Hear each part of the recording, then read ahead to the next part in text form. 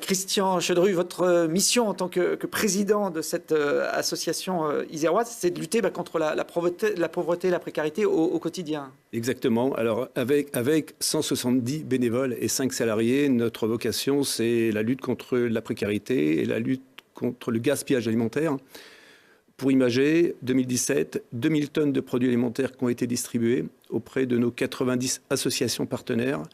C'est en moyenne 5800 bénéficiaires, des femmes seules, des femmes avec enfants, des migrants, on en parlait tout à l'heure, bien sûr, des chômeurs, des personnes qui ont qui travaillent mais qui sont en précarité et puis beaucoup de retraités.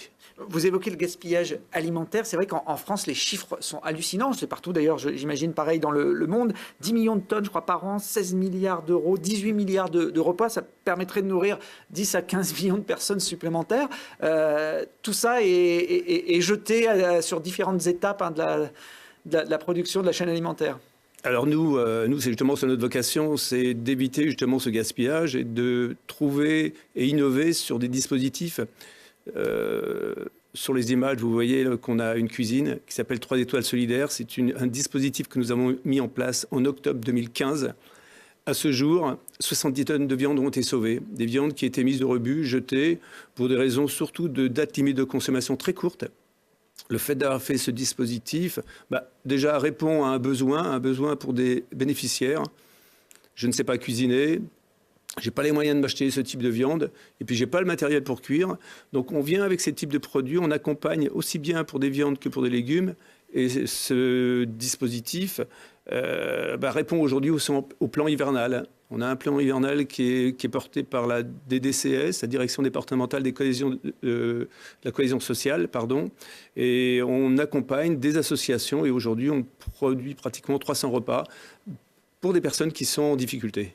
Vous avez des liens aussi avec les cuisines centrales, la ville de Grenoble ou du CHU, je crois, pour récupérer. Alors exactement, aussi en parallèle, les excédents qui sont produits à destination soit de patients, soit de convives, des excédents qui sont produits par le département, la cuisine centrale du département, la cuisine centrale de l'hôpital, la ville de Grenoble, la ville de Saint-Martin-d'Hères. Nous avons conventionné avec eux et de ce fait, les produits alimentaires qui sont des plats préparés, eh bien, on va les mettre aussi à disposition de nos bénéficiaires. Vous travaillez avec les associations, vous travaillez avec l'enseignement, les écoles, les collèges?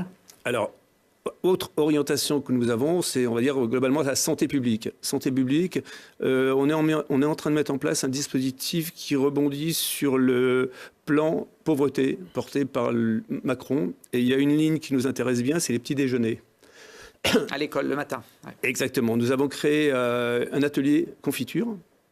Nous transformons des produits, les fruits en confiture, avec des bénévoles de la Banque alimentaire, avec des bénévoles des associations et aussi avec des bénéficiaires. Ces produits-là, on va les destiner à faire des petits déjeuners. On a du pain, on a du beurre, on a du lait, on a du jus de fruits, on a des fruits. L'objectif pour nous, c'est de mettre à disposition ces produits-là auprès de collèges et d'écoles qui sont dans des territoires difficiles, compliqués, et d'accompagner justement des jeunes qui, malheureusement, n'ont pas la possibilité de déjeuner. On a déjà des premiers échanges avec la ville de Grenoble, avec un collège, et on est persuadé aujourd'hui que ce dispositif ça va se mettre en place en début 2019. Autre aspect en termes de santé publique, c'est l'accompagnement que nous faisons de la sensibilisation contre le diabète. Alors, comment ça s'articule? On a conventionné avec l'AFD, l'Association française des diabétiques, et on va à la rencontre des bénéficiaires. Je pense au SAMU social, par exemple, où là, on va participer au maraude. On l'a déjà fait le mois dernier, et on propose à ces bénéficiaires d'être sensibilisés. Donc, il y a un test qui se fait, et puis on voit effectivement la problématique. Pourquoi ce type de public? Parce que malheureusement, ce sont des personnes qui passent en règle générale au travers du radar. Ils ne sont pas suivis médicalement. Et on a eu une très très bonne approche là-dessus. Alors vous avez un événement important ce week-end, c'est la collecte annuelle de la Banque alimentaire. Vous allez solliciter les Isérois sur les lieux de vente, dans les supermarchés du département. Alors dans tous les départements d'Isère, 135 magasins, 3000 bénévoles qui vont être là avec des gilets oranges, qui vont effectivement demander certains produits. Ça va être Des produits qui ont, en termes de nutrition, assez intéressants, des sardines, tout ce qui est poisson, globalement, du riz, des bocaux de légumes, des bocaux de fruits.